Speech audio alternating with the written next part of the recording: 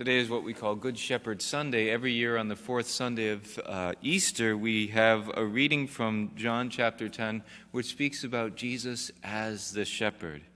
And it's also, therefore, a day when we pray for vocations, that people be open to God's calling and that they may hear the voice of the shepherd and go where he leads them. So we've got these two different themes.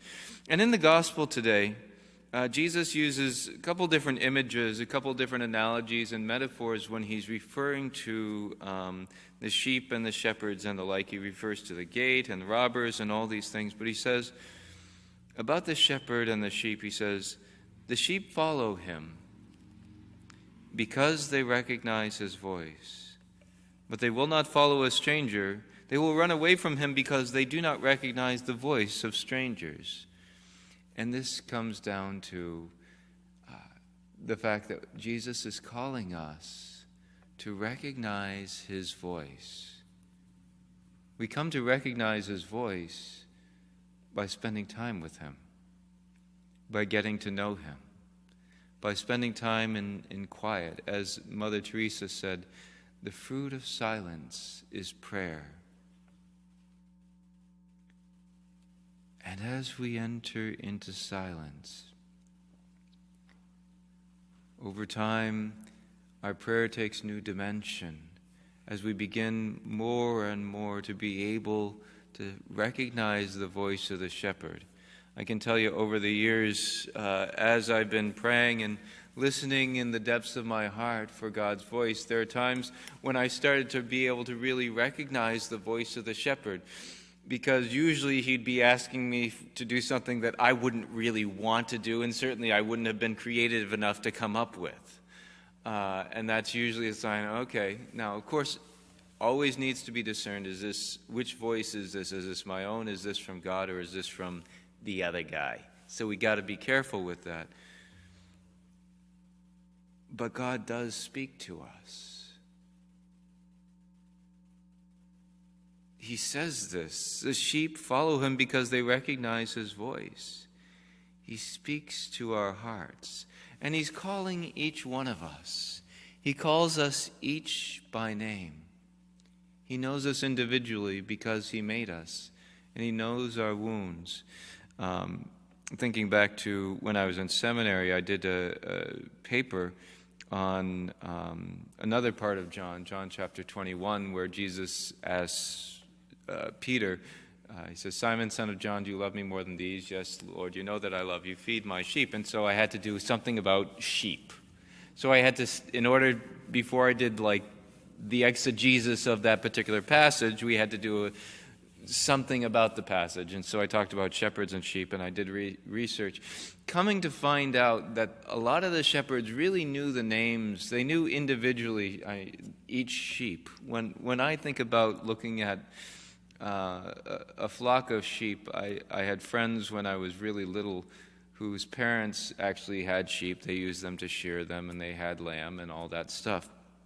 But it's just a bunch of sheep to me.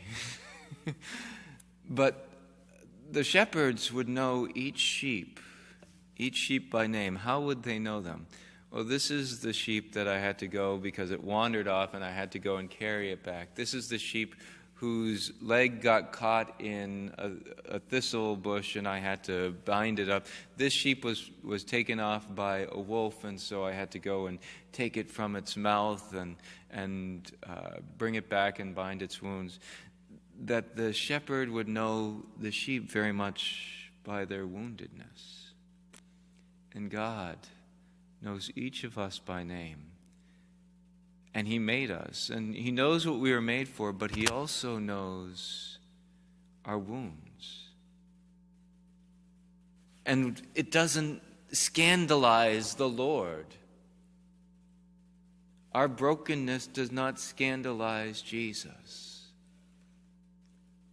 but rather it endears us to his heart. It's how he comes to know us as he comes to bring healing to the deep wounds in our hearts, in our minds, in our souls. So I think about this and listening to the voice of God who calls each one of us by name. And he made us for a particular purpose. He has a vocation, a calling for each one of us.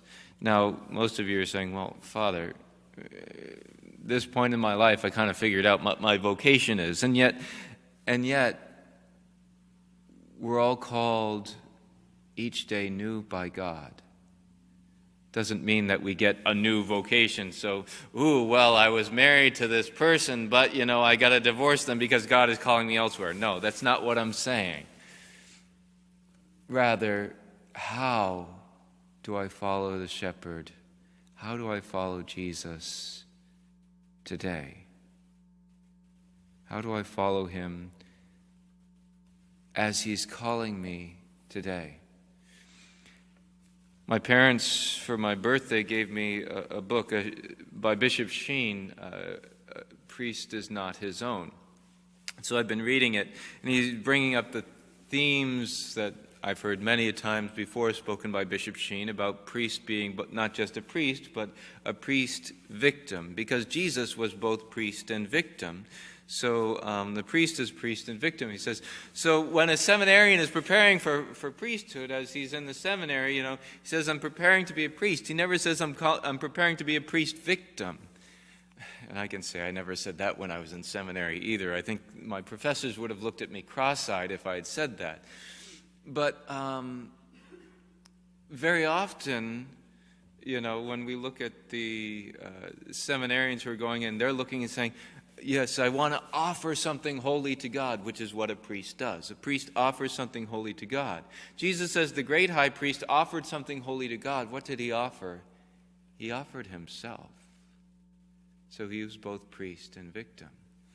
And so Bishop Sheen is going on about how the priest is not only to offer the Eucharistic species to the Lord, but also himself in that. And as I was pondering over that, I'm thinking, and that is every vocation. When a couple gets married, they look and they say, this is going to be the happiest day of our life. Please God that it isn't. What are we saying? Every day from here is downhill? That's not our hope for marriage. Our hope is that it does get better. I mean, with peaks and valleys and all that. But we hope that it does get better, that it's not just, well, this was the peak of my life. I'm 23 years old. Now the rest of it's downhill.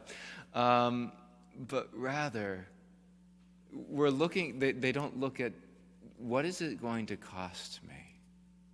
We don't like to look at the victimhood of our vocation. And any of you who've been married for more than 20 minutes knows that there's a cost to marriage. Yes, it's a beautiful thing to be able to give yourself to another, but it also means that you have to die to yourself. It's your own way of doing things.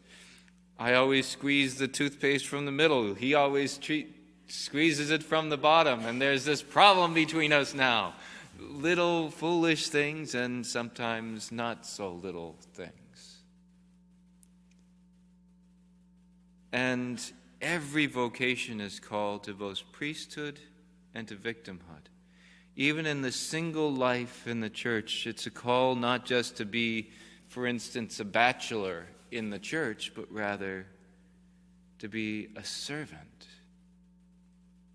Calling to die to ourselves. And what this looks like as we spend time in prayer and coming and listening, where is God leading me here, now, today?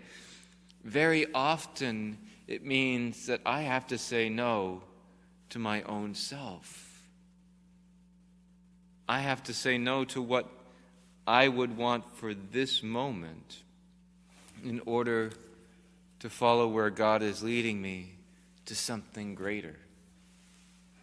We started off this time of quarantine when we ended Masses. My last homily was looking at Hinds' Feet on High Places, where, much afraid, the main character is told by the shepherd that she had to go down the hill instead of going up to the high places that her heart's desired.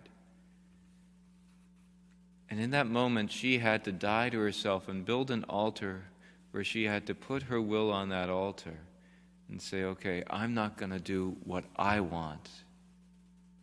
I'm going to do what God is asking me to do, what the shepherd of my life, what my love is asking me to do. And as hard as it was in that moment, as painful as it was in that moment for her to say no to herself and yes to God, the fruit and the joy when she finally got her hind feet and was leaping upon the mountains and bounding upon the hills. And this is the story of our lives. It is so hard, especially in a culture today which says comfort is what it's about. Comfort in this moment. Grab hold of that comfort for yourself in this moment. It is so hard for us to say no to ourselves for the greater yes to God. But as we come to spend that time in prayer, spending time with the shepherd, listening to his voice and getting to recognize his voice so that we can follow him, we will hear in it not a commanding voice of authoritarianism, but a voice of love, luring us beyond ourselves into the glory of his life and life in abundance.